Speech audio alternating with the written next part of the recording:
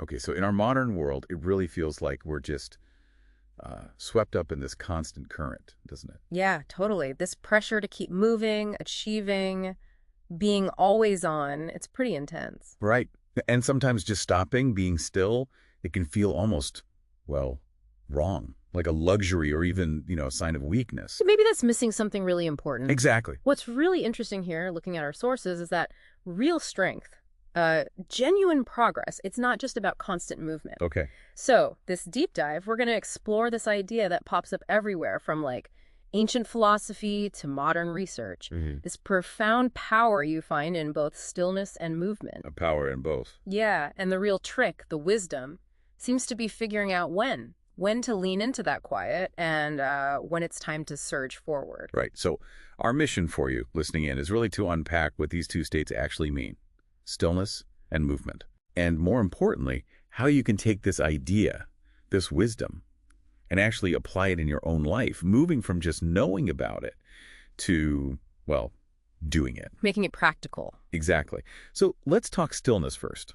When our sources talk about stillness, they don't just mean like being lazy or idle, right? What is this profound cultivation idea? Yeah, that's a really key point. It's not passive. Oh. True stillness, as described here, it's actually a very active state. It's where you find clarity. It's where you process things, learn from mistakes, maybe. Recalibrate your internal compass. Yeah. Figure out what you really want, your true north, so to speak. We even saw one study where leaders took just 15 minutes a day for this kind of deliberate stillness. 15 minutes? Yeah, for a month. And they reported like a 20% jump in innovative solutions. It wasn't about shutting off. It was about letting things connect, clearing out the noise. Huh. Interesting. Think about a big oak tree. Most of its growth, the really profound part, is invisible, right? Down in the roots. Deep underground. Exactly. Drawing strength, getting ready for that big expansion above ground. That stillness is the preparation. It's like taking a deep breath before you make a big dive. That oak tree image is powerful. So the idea is, without that rooting, that stillness, any movement we make might be, well, shaky or maybe pointed in the wrong direction. That's certainly what the sources imply, yeah. You need that foundation. And what about the flip side? For a lot of people, even after being still, actually starting to move, to unleash, as you said, that can feel really hard. Any tips from the sources on just, getting started? Absolutely. Stillness prepares the ground, but movement is when you actually reap the harvest, right? This is the time for action. You take that energy you've cultivated, you step outside the comfort zone, you put those plans into motion. Execution time. Execution time, exactly. It means taking decisive steps, facing the challenges, embracing that discomfort that always comes with real growth.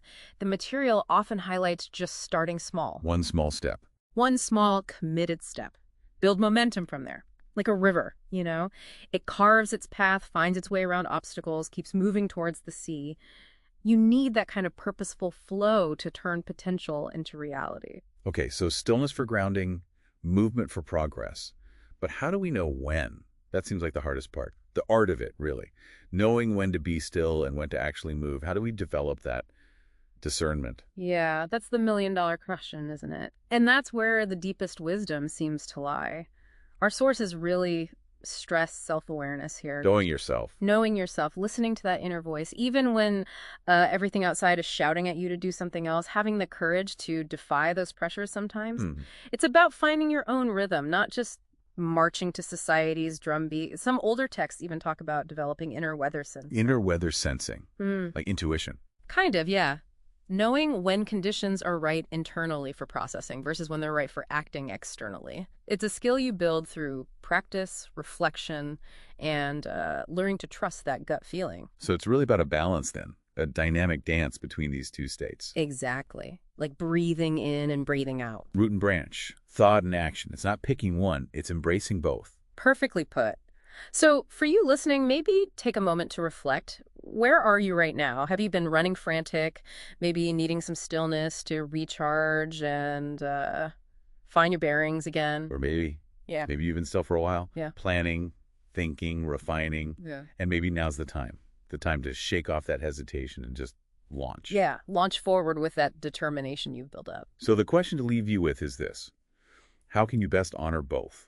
The wisdom of stillness and the power of movement right now in your own journey. Because the world really is waiting for what only you can bring. Understanding this dance is key.